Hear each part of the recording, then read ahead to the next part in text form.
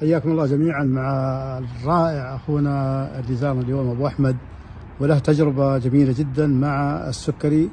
انت كنت تاخذ انسولين 20 سنه. 20 سنه. نعم. اعطنا تجربتك يا ابو احمد مع يعني والله السكري وكيف تغلبت الله يحييك على هالموضوع. ما شاء الله تبارك الله يحييك. الان انا لي بالضبط 11 شهر تركت انسولين، لا بستعمل حبوب ولا اي نوع من انواع علاج السكر. ما شاء الله تبارك الله. بحركه بسيطه تركت حاجه اسمها الخبز وجميع انواع النشويات. جميل. لا خبز لا رز لا مكرونه لا شيء. جميل. والسكر قطعت السكر نهائي.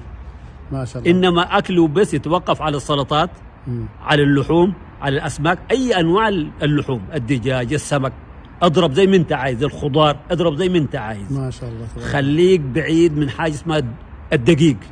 صح، الخبز الخبز والمكرونه والرز الى اخره، والزيوت المهدرجه المهدرجه.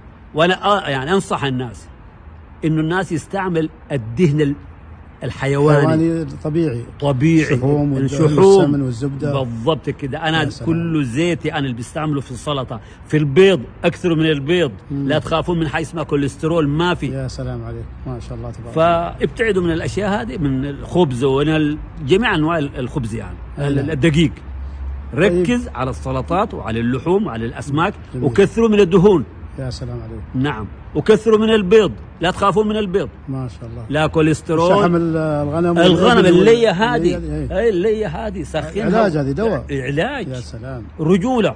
يا سلام. بكلمك الصدق والله، رجولة. الكلمة هذه رجولة. والله أنا أشكر. الله يديك العافية وجزاك الله يعني خير. سمحت لنا أن نصور المقطع هذا وفيه أجر لنا ولك إن شاء الله. الله يبارك فيك. الله يبارك. كثير يعتقد أن الأمراض هذه مزمنة ما لها علاج. لا جربوه، أنت ما خسران شيء. البنكرياس بدأ أيوة بقى يعطي. الكام ميت مرة 20 سنة. سبحان الله. جربوه يا شباب، يا ناس الله، جربوه 15 يوم، شوف انت حتصل لوين. شكرا لك ابو الله يديك العافيه وجزاك الله خير. وفقك الله.